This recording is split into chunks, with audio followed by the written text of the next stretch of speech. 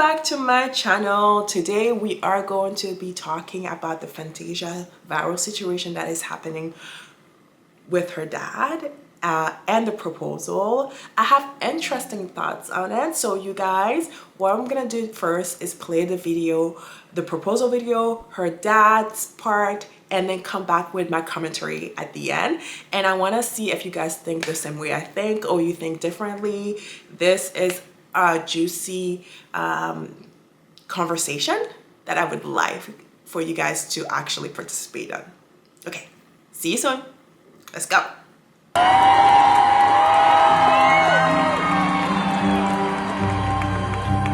gotta make something right. Hey, Houston, if you just give me a moment. For 11 years, on many anniversaries, many birthdays, don't make me cry. I gotta be quick. And many Valentines, I shared my angel with you. So give me some grace and share my wife back with me just for a moment. Respect.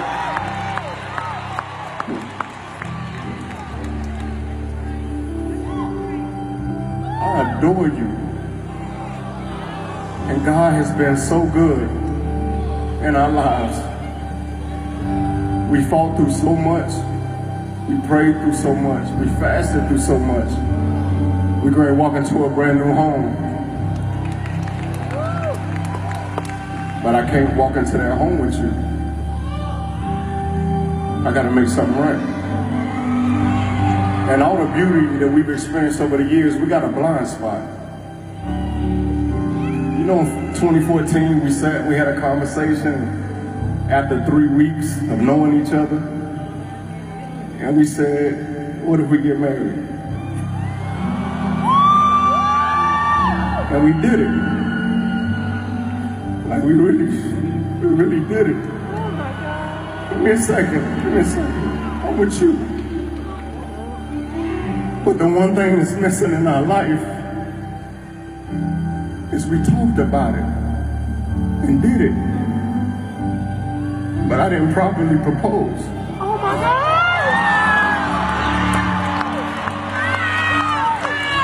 And one thing that I've learned as a man is that a good woman desires a proper proposal. But a godly woman, she deserves one. Hey, bro, let me get that.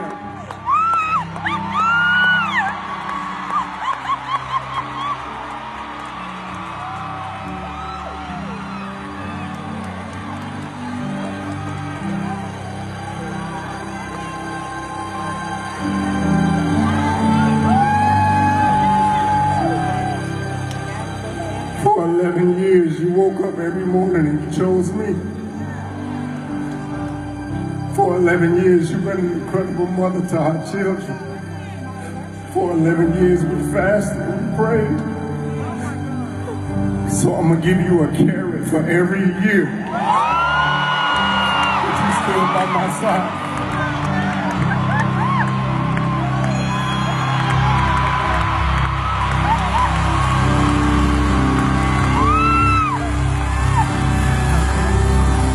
Mrs. Taylor,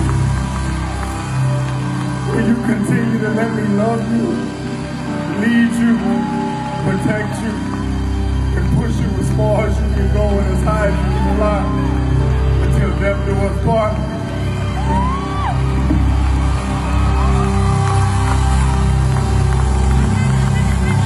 Yeah, you don't need that little thing no more.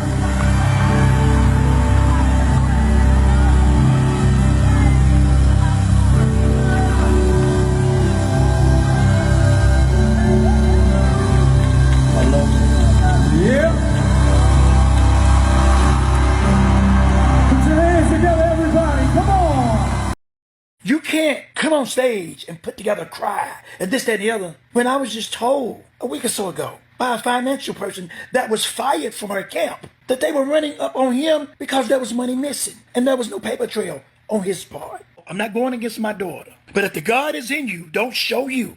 manipulation. And when your man go openly and say you chose him, there's something wrong with that picture. Finished watching Fantasia getting proposed to and her dad's part on the internet. Now, I have interesting view. I don't know if there are interesting views, because I remember Fantasia and Kendall's relationship 11 years ago, although I was a little bit young, and I didn't understand their relationship a little bit, because I remember somebody saying that she stole that man from a previous relationship and he was some sort of carrier.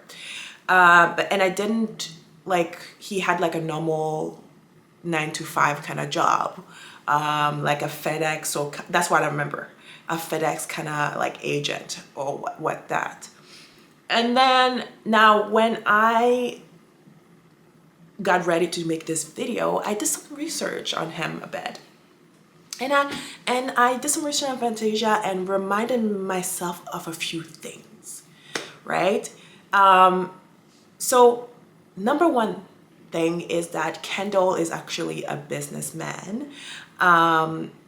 He has his own courier company, and that was opened around the same time that he met Fantasia. Okay, so no, he wasn't, when they met, he wasn't like a FedEx agent, blah blah, but he was a businessman trying to build his own empire. And then I remember Fantasia saying that in her life, she had to file for, well, not really file for bankruptcy, but she lost a lot of money. She never really explained how she lost a lot of money. Is it because of poor money management, bad deals, family taking advantage? She never really says what happened. I think it's a combination of all of that, to be honest with you, especially if you're the primary person in the family that is bringing in a lot of money and a lot of income. And I think that she, coming from where she came from, she didn't know really how to manage money, because when you have a lot of money coming in, you think that it is always going to come in. But when you're an artist, you have to, or creative, even me doing this, you have to think about, okay, I really, really, really have to budget, because some days I may not be able to get the kind of gigs that I used to, or I may have like a drop moment, and then the next couple of 6 months is like money coming in, money coming in, money coming in, and there's nonstop to that. So I think it's that. So let's go back to Fantasia. I can go really deep. So Fantasia, around that time that she met Kendall, she was rebuilding her empire. She was rebuilding herself again, because she had to give, she lost her home, and yeah, she had to rebuild herself. So when people say that Kendall was out of Fantasia league, I think they just assumed that she had a lot of money because she was famous. A lot of people are known and have no money. A lot of people are not known and they have plenty of money, right? But what I found out is that they were kind of equal, where not in fame, but money-wise, it wasn't that big of a discrepancy that as we thought it was, right? So now that I understand that, I understand the relationship a little bit better. I understand that they built something together. He did mention in his speech that they had a lot of prayers together, a lot of crying together, a lot of ups and downs in the relationship. And I think the attachment that they have for each other is because of all the struggle, the fact that he had to build his empire and she was building his empire. So it formed a very cohesive kind of bond with each other, which makes the proposal very cute. 11 years together, a carrot for 11 years, for every year. And he did mention, now that we're stable. So it took them that long to really build a stability where now they can go and be a little bit more wild with their money, spend a little bit more, maybe have more vacation, blah, blah, blah. And that takes dedication, right? They're moving into a new home together. I'm not saying they didn't have a home together. I'm just saying that it's probably a bigger home together. He had red bottoms, red bottoms and the suit was really tight on him. He does not skip on gym day, leg day. He does not skip on leg day at all. You can tell, which is good. Now, the dad did mention that he let, through the emotion of telling his story, he let out that Fantasia is the one that kind of proposed to him by saying we should get married 3 weeks after they met, right? And the dad alluded that he was kind of embarrassed for her, for people to know that. Now, saying everything that I just said, Fantasia was kind of in a vulnerable area in her life around that time. She almost lost everything and she had to rebuild. And here comes Kendal, a person that it seems like they had really good connection from the beginning and the chemistry was there. And she probably just said something very like, oh, let's just get married. And he looked at her and like, you know what? I don't know what he was going on, what was happening in his life. He probably had a let's do it moment, probably because he was going through a lot of things in his life too. And they went for it and it ended up being quite an interesting journey for both of them. The older I get, the more I understand that people's love story are going to be unique and they're not going to be perfect. There is no perfect love story. We all want to be proposed to, or we all want to have the guy do this the perfect time, the guy or the girl does that on the perfect time. It's not life. Life is really imperfect. She didn't really propose to him by buying a ring for him, blah, blah, blah. It was just like a spur of the moment kind of situation. She let it out and he agreed. And in the story, he doesn't specify if he and buy her, did he go and buy her a ring? What he's saying is that he didn't properly propose to her. Probably because there was a lot of volatility there. I'm not saying that the love story is what we should aspire to do. I'm just saying a lot of us are so picky. It's good to have standards. It's good to have what you want your life to look like. But sometimes life throws you a curveball where you're not ready to accept. You're not in a good financial place. You're going through it and the ideal man shows up and you're like, how the heck? You know, Fantasia could have chosen to say like, it's too messy. You're messy. I'm messy. But she's like, okay, I'm messy right now. You're messy right now. But I really we like each other. Whatever at that moment. So I understand the love story a little bit more. If you guys disagree with me, put it in the comment section, right? Now, was the dad right to bring up the fact that there were some sort of financial issues going on with Fantasia again? No, because first of all, the person that brought it up to him got fired. He said the word our camp. I don't know what her father does for her. Actually, can I research that right now? Let's go see. You guys may never see this part of it, but like Fantasia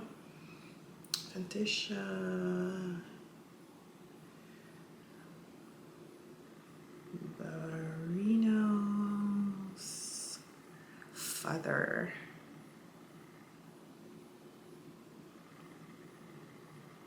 Joseph.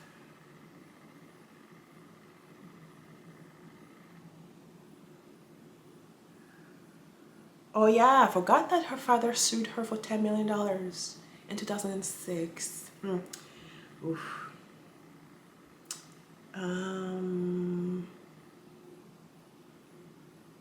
Joseph Barrino, what do you do?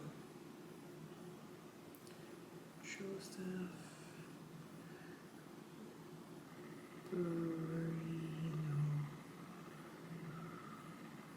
What? Oops.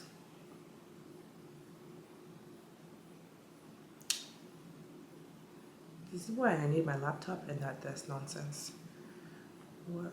Oh shoot, why do you keep doing that? Okay, what? We'll do that.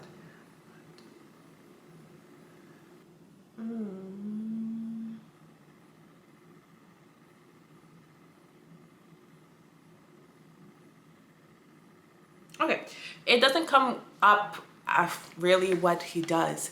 So it's, if he was some sort of her manager or something like that, it would have probably been the first thing that came up. Anyways, so we don't know. So that tells me that the reason that the person got fired is, how dare you go to my family member and tell them something that is happening in my business. So it feels like he purposely is keeping himself attached to his daughter in an unhealthy way. That's what it comes up. That's what it seems to me, because if you're not some sort of business partner to her, anything like that to her, how come you were able to have that information is beyond me. Second, there's no concrete proof that he did anything to her, right? It's not like it was confirmed that the money that was missing was linked to Kendal. It could have easily been linked to the person that brought it up. He just brought it up because he probably thought that he was getting caught. Who knows? I'm putting speculation there because there's no concrete proof that that happened because of him. It could have been anybody in the camp, anybody in her as a business and her entourage that actually did that. So since he didn't have concrete proof or concrete like stamp saying like this is what happened, he stole money, and she's choosing to overlook that and choosing him, that's her prerogative. She can do whatever she wants to do. She's a grown-ass woman, and if she chooses to forgive her husband, but frankly, yeah, like it was uncalled for him to actually bring that up in social media. And it seems like, who's manipulating who right now? Is he manipulating her, or is the dad manipulating Fantasia? So that's where I'm gonna leave the video. I want you guys to comment and see what you guys think about the situation. Am I wrong for thinking what I'm thinking, or do you guys think differently than me? I would love to know that, and let's chat in the comment section. Bye guys.